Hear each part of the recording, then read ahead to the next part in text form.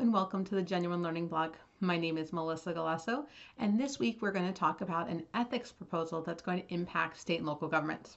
So this is not our first rodeo with this one. This is actually a follow-up to a 2017 proposal that the AICPA put out there. So the title of this interpretation is Proposed Interpretation, State and Local Government Client Affiliates. And this used to be just known as state and local government financial statements, and you'll see in a little bit why we see this change in name. So as I said, back in July of 2017, PEEC had issued state and local government entities, and we were going to have a proposed interpretation. They spent a lot of time in that interpretation, in the proposal, talking about upstream and downstream independence when you're working with governments. So as you guys are probably aware, if you work in the government sphere, we have primary government and we have component units, and then we roll up from the individual municipality up to maybe the county, and then from the county to the state, and we have upstream and downstream considerations. Well, based on some feedback that they received from the respondents, they decided to go back to the drawing table on just a few areas. However, it's important to note that only the areas that they are looking to make changes are being re-exposed. So based on the feedback, they identified 3 major areas that they wanted to address, and they're only asking for comments on those areas. So in this proposal, it was issued again by the Professional Ethics Division of the AICPA. Comments are due March 11th. So I know that is a busy time of year for many of you auditors out there, but if you work in the government sphere, this is something you definitely want to be paying attention to. So what are some of the changes and some of the issues that came out of here? The original exposure draft required us to consider independence relationship upstream and downstream. And when we were looking at that upstream, we would have to use the conceptual framework to make that evaluation. Well, people responded that it would be very costly to look upstream when they're not really in the financial statements of the entity that we are auditing. And so we might not have all the information that we need. As a result, they did replace that requirement and instead provided examples of relationships or circumstances that may, with those upstream items, indicate that there is some type of threat to our independence that we would want to consider, right? So this is now called a non-affiliate. And as we go through this, we have affiliate and we have non-affiliate. We have an entire section in the code on affiliates. But in this scenario, we have these upstream entities that could result in the consultation related to this independence requirement. So again, trying to reduce down and say, okay, these are the types of things that we want to really address.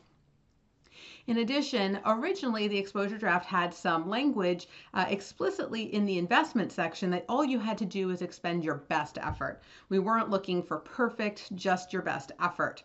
But best effort was limited to just the circumstance related to those investments. Going forward, they've actually expanded that, and it also applies to obtaining information. And so it says a member must expend best efforts to obtain the information necessary to identify affiliates of the financial statement of test client. So now it applies to when we're having to identify these affiliates. We use our best estimate, right? Our best efforts as we go through this. If after you have expended your best efforts and you're unable to obtain information to determine which entities are affiliates of the financial statement of test client, then it would be at an acceptable level and it would not impair your independence if you discuss the matter and the potential impact with those charged with governance, document the results of that discussion and efforts taken to obtain the information, and then obtain written assurance from the attest client that it is unable to provide the member with the information necessary to identify the affiliates of the attest client. So long as we do the best that we can, that's going to be acceptable in our efforts related to identification of affiliates. And then one last area here that I think is really important is related to the presumption of influence. So in the original exposure draft, it required that we would presume that the financial statement attest client can exercise more than minimal influence over an entity when determining if it is an entity is an affiliate. And so when we were looking at this, it had some responses there related to a presumption.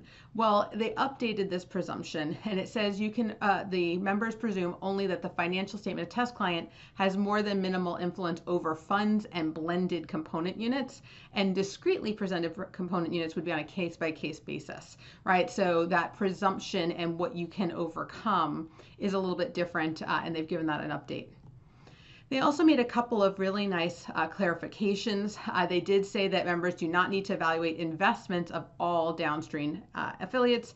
Now you just need to evaluate only investments of financial statement of test clients and any entity that is included in the financial statement of test client's financial statement when the member does not make reference to another auditor's report on the entity when determining whether the investment is an affiliate. So if we are making reference to the audit firm, that removes that requirement for us. So again, shrinking down some of the requirements related to the work we would have to do to verify our independence. There were a handful of other clarifications in there. They replaced the term primary government to affiliate and entity because the definition didn't mirror what GASB said, right? So we want to be consistent when we're talking about governmental entities. GASB writes the gap for those entities, and we want to be consistent. They did add some additional materiality guidance for us to take a look at, and they also changed some terminology. They were using the term de minimis, but in the audit world, we use the term trivial. And so they decided to switch to be more consistent with the audit standards since that's what auditors are familiar with.